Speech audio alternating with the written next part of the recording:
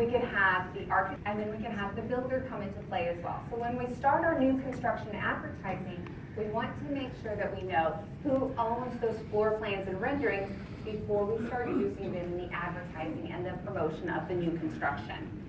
And then what about personal remarks and analysis of comparables? Now, have any of you ever taken a minute and read the personal remarks in your multiple lists that are written by your peers? Are those subject to copyright protection? Are they those original fixed, non-functional expressions?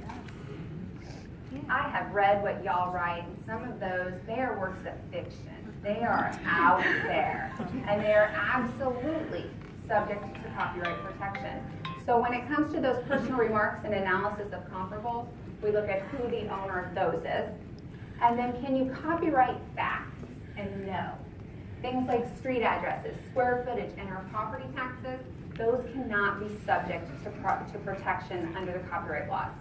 But what about a picture like this? And so don't take a picture of that because that's a picture of a picture and that's subject to copyright. Not only, okay.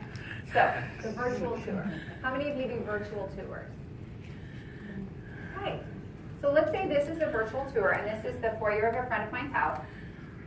So can I use this as the beginning of my tour? What would be wrong with this? What do I need to be paying attention to? Right. What is in here that could be subject to copyright protection? So let's look at this oil painting over here. Could this oil painting be subject to copyright protection? Possibly. Absolutely. It's an original fixed non-functional expression. And by taking this picture and including it in that, I'm making a copy. So who owns the bundle of copyright, that bundle of authorship associated with that picture? Does the homeowner who owns the picture, or does our original artist?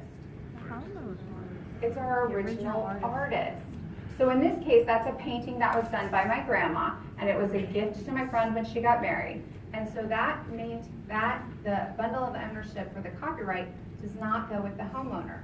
So I can't include that when I start marketing this property. Does that make sense? Wow. Crazy, right? How many of you watch House Hunters on HGTV? Oh. So last year, I fell down my stairs and I really hurt myself,